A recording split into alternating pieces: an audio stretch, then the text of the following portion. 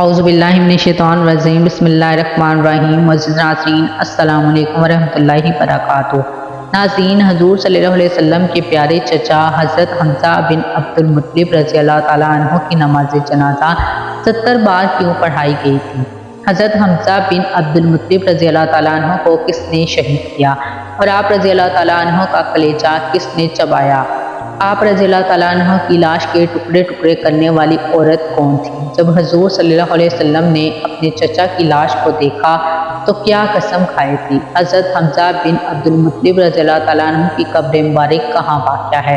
یہی ہماری آج کی ویڈیو کا موضوع ہوگا۔ آج ہم آپ کو حضرت حمزہ بن عبد المطلب رضی اللہ تعالیٰ عنہ کی شہادت کا انتہائی دردناک واقعہ بیان کریں گے۔ ناظرین، 17 شوال سال 3 ہجری میں غزوہ احد پیش آیا۔ غزوہ احد میں مسلمانوں کے لشکر کی قیادت حضور صلی اللہ علیہ وسلم فرما رہے تھے اور صحابہ کرام رضی اللہ تعالیٰ عنہ کی تعداد تقریباً 700 تھی اور کفار دشمن کی قیادت ابو سفیان کر رہے تھے اور مشرکین کی تعداد تقریباً 3000 تھی۔ اللہ کے رسول صلی اللہ علیہ وسلم نے ایک پہاڑی جبل روما پر 50 تیر اندازوں کو یہ ذمہ داری دی کہ وہ وہاں سے ہرگز نہ ہٹیں جب تک انہیں حکم نہ ملے۔ جنگ شروع ہوئی اور کفار کے بہادر جنگجو قتل ہوئے تو انہوں نے پیشائی اختیار کی اور بھاگ گئی۔ اسی پہاڑی پر جو لوگ کھڑے تھے انہوں نے سمجھا کہ مسلمان جنگ جیت گئے ہیں۔ اس پہاڑی والوں نے سوائے 3 سے افراد کے اپنی جگہ چھوڑ دی۔ دشمن نے پہاڑی کو خالی دیکھ کر پہاڑی کے پیچھے سے گھڑ سواروں کے ذریعے حملہ کر دیا۔ ناظرین، اس دستے کے سالار حضرت خالد بن ولید رضی اللہ تعالیٰ عنہ تھے جو اس وقت تک مسلمان نہ ہوئے تھے۔ پیدل فوج بھی واپس پلٹ آئی، یوں جنگ کا پاسا پلٹ گیا۔ میدان جنگ میں حضرت حمزہ رضی اللہ تعالیٰ عنہ جس جانب نکلتے دشمنوں کی صفیں اڑ دیتے۔ وہ دونوں ہاتھوں میں تلوار لیے محوے پہ کار تھے۔ ارتارتا بن شرحبیل کو قتل کرنے کے بعد صبا ابن عبداللہ الزار رشوانی ان کے سامنے آیا۔ یہ شخص بہت بہادر تھا، ابو نیار کی کنیت سے معروف تھا۔ حضرت حمزہ رضی اللہ تعالیٰ عنہ سے پکار کر کہا، او مار کے بیٹے، کہاں جاتا ہے تو؟ ادھر آ، ذرا دو ہاتھ کر لیں۔ یہ سن کر وہ بھی لہنکاتا ہوا آپ کی جانب بڑھا۔ دونوں بہادر بھی تھے اور جنگ کے رموز و اثرات سے واقف بھی تھے، چنانچہ دونوں ایک دوسرے پر حملہ آور ہوئے۔ دونوں حمزہ رضی اللہ تعالیٰ عنہ نے ایسا وار کیا کہ ابو نیار ڈھیر ہو گیا۔ ناظرین، جنگ بدر میں حضرت حمزہ رضی اللہ تعالیٰ عنہ کے ہاتھوں قریش کے معزز گھرانوں کے بہت سے باوقار موت کے گھاٹ اتر گئے تھے۔ مکہ سے چلتے ہوئے جبیر بن موتم نے اپنے حبشی غلام وحشی بن حرب سے مخاطب ہو کر کہا، تم اگر جنگ میں حضور صلی اللہ علیہ وسلم کے چچا حمزہ بن عبد المطلب کو قتل کر دو تو تمہیں آزاد کر دیا جائے گا۔ جبیر بن موتم کا چچا طائمہ بن عتیق جنگ بدر میں حضرت حمزہ رضی اللہ تعالیٰ عنہ کے ہاتھوں قتل ہوا تھا۔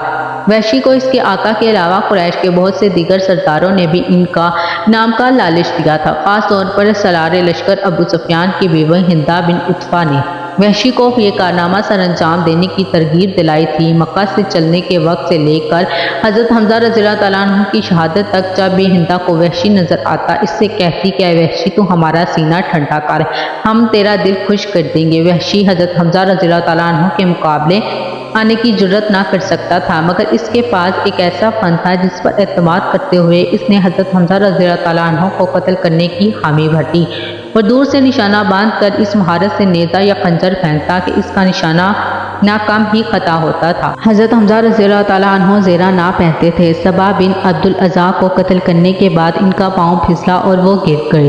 اٹھنے لگے تو پتھر کی جانب سے وحشی نے نیزہ پھینکا جو ان کی ناک کے نیچے لگا اور جسم سے پار ہو گیا۔ انہوں نے اپنے قاتل کو دیکھ لیا، زخم کھا کر وہ لڑکھڑائے اور گر پڑے۔ اس کے باوجود ہمت کر کے اٹھے اور اپنے قاتل کی طرف بڑھنا چاہا، مگر پھر گر گئے اور شہادت کے رتبے پر فائز ہو گئے۔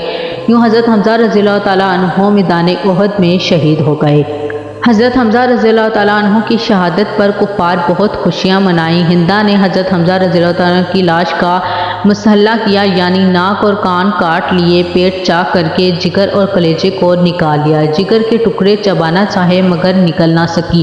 ناک، کان اور دیگر اعضائے جسم کا ہار پرو کر گلے میں ڈال دیا۔ وہ خوشی سے جھوم اٹھی اور اس نے کہا، ہم نے تم سے یوم بدر کا بدلہ لے لیا ہے اور ایک جنگ کے بعد دوسری جنگ کے शोले तो भड़कते ही हैं। मुझे अपने बाप उत्बा के कत्ल पर और अपने भाई वलीद और चचा शिबा और अपने बेटे बकर की जुदाई पर सब्र और चैन नहीं आता था। आज मेरा दिल मुत्तमिन हो गया है और मैंने अपनी मानी हुई नज़र पूरी कर ली है। ऐ वहशी, तूने मेरे सीने का गम दूर कर दिया है और मेरे दुखों का मदावा मुहैया कर दिया है। वहशी के एहसान का शुक्र सारी उम्र के लिए मेरे ऊपर वाजिब हो गया है, जो मैं हमेशा अदा करती रहूँगी, यहाँ तक कि मेरी हड्डियाँ कब्र में गल सड़ जाएं। फिर जब हजूर सल्लल्लाहु अलैहि वसल्लम ने अपने प्यारे चचा की लाश के टुकड़े मैदान में बिखरे हुए देखे तो आप सल्लल्लाहु अलैहि वसल्लम की आंखों में आंसू आ गए। फटते गम से आप सल्लल्लाहु अलैहि वसल्लम ऐसे बेकरार हुए कि तमाम सहाबा भी रोने लगे। आपने अपने चचा की शहीद की लाश से मुखातिब होकर फरमाया, अल्लाह की रहमत तुम्हारे ऊपर साए फिगन हो।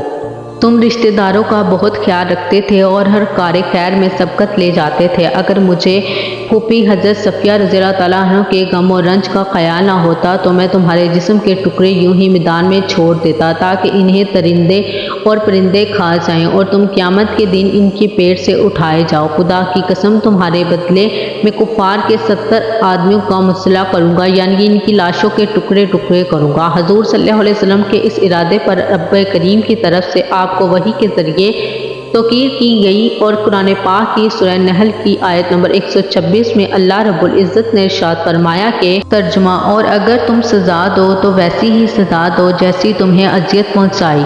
जब तुम सब्र करो तो बिलाशुबा सब्र करने वालों के लिए सब्र ही अच्छा है, और तुम सब्र करो और तुम्हारा सब्र करना खास अल्लाह ही की तौफीक से है। इब्ने कसीर ने अपनी तफसीर में इस आयत का शान नज़ूल इस वाक़े को बयान फरमाया है। इस हुक्म रब्बानी के बाद आपने इरादा तर्क कर दिया और कसम का कुफारा अदा किया।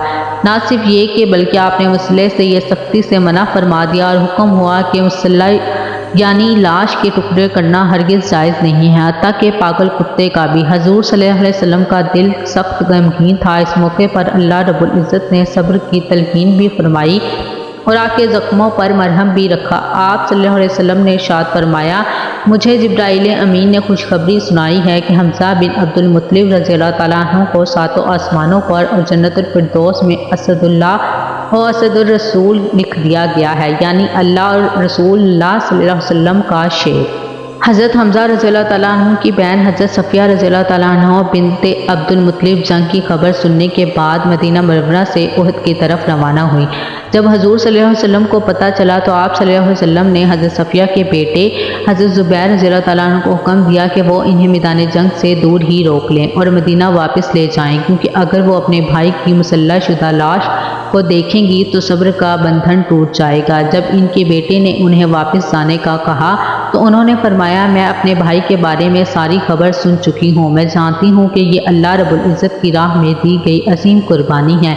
मैं जाहिलियत के तौर तरीक़ों से मुनतफ़िर हूँ। मैं ना बैन करूँगी और ना गिरेबान फाड़ूंगी। चनाचा हजूर सल्लल्लाहु अलैहि वसल्लम ने उन्हें मैदान में आने की इजाज़त दे दी। जब अजीज़ भाई के जिस्म के टुकड़े बिखरे हुए देखे तो आंखों से अश्कों का सैलाब जारी हो गया, मगर ज़ुबान से इन्ना लिल्लाहि व इन्ना इलैहि राजिऊन के अल्फाज ही बार बार निकले। फिर अल्लाह रब्बुल इज़्ज़त से इल्तिजा की, ए परवरदिगार, ये कुर्बानी तेरी राह में दी गई है, तू इसे कबूल फरमा। इसके बाद हज़रत सफ़िया रज़ियल्लाहु तआला अन्हा हुज़ूर सल्लल्लाहु अलैहि वसल्लम के हुक्म से वापस मदीना चली गई। हज़रत हमज़ा रज़ियल्लाहु तआला अन्हु के जिस्म के टुकड़े को जमा किया गया और कफन पहना कर जनाजे के लिए सफ़ों के साथ उन्हें रख दिया गया। हज़रत सफ़िया रज़ियल्लाहु तआला अन्हा जाते हुए अपने बेटे ज़ुबैर को 2 चादरें दी और फरमाया, अपने मामू को इनमें दफना देना। हज़रत ज़ुबैर रज़ियल्लाहु तआला अन्हु ने देखा कि एक अंसारी सहाबी शहीद हो गए हैं जो इनके जिस्म पर मामूली कपड़े थे और उन्होंने एक चादर में अपने मामू को कफन दिया और दूसरी चादर अंसारी सहाबी को पहना दी। एक रवायत के मुताबिक सब शहदा का जनाजा एक साथ पढ़ाया गया, जबकि एक दूसरी रवायत के बयान किया गया है कि हुज़ूर सल्लल्लाहु अलैहि वसल्लम ने सबसे पहले अपने प्यारे चचा हज़रत हमज़ा रज़ियल्लाहु तआला अन्हु को जनाजा पढ़ाया, फिर हर शहीद को बारी बारी लाया जाता और हज़रत हमज़ा रज़ियल्लाहु तआला अन्हु के सामने रख दिया जाता और हर एक की नमाज जनाजा हजूर के इक़्ता में पढ़ी जाती। यूँ हज़रत हमज़ा रज़ियल्लाहु तआला अन्हु को जनाजा 70 मरतबा पढ़ाया गया। सहाबा कराम रज़ियल्लाहु तआला अन्हु को इज्तिमाई कब्रों में दफन किया गया, जबकि हज़रत हमज़ा को उनके भांजे अब्दुल्ला के साथ एक कब्र में ही दफन किया गया। बाज़ रवायात में आता है कि हज़रत मूसा बिन उमैर रज़ियल्लाहु तआला अन्हु भी इनके साथ ही दफन किए गए। आज भी ओहद के दामन में हजूर सल्लल्लाहु अलैहि वसल्लम के प्यारे चचा हज़रत हमज़ा रज़ियल्लाहु तआला अन्हु और शहदाए احد کی قبریں موجود ہیں جہاں عازمین حج و عمرہ ہر سال ہزاروں لاکھوں کی تعداد میں آتے ہیں اور ان عظیم شہیدوں کی قبروں پر سلام پیش کرتے ہیں۔ امید کرتی ہوں کہ آپ کو ہماری یہ ویڈیو اچھی لگی ہوگی، اور اگر آپ کو ہماری ویڈیو پسند آئی ہیں تو ہمارے چینل کو ضرور سبسکرائب کریں، بیل آئیکن کے بٹن کو بھی دبا دیجیے گا تاکہ ہر نئی آنے والی ویڈیو آپ لوگوں تک پہنچ سکے۔ اس ویڈیو کو اپنے دوستوں اور رشتہ داروں کے ساتھ بھی ضرور شیئر کریں۔ اسی کے ساتھ میں آپ لوگوں سے اجازت چاہتی ہوں، اپنا اور اپنے پیاروں کا بہت خیال رکھیں اور اللہ اور اس کے رسول صلی اللہ علیہ وسلم سے بہت محبت کیجیے۔ خدا حافظ۔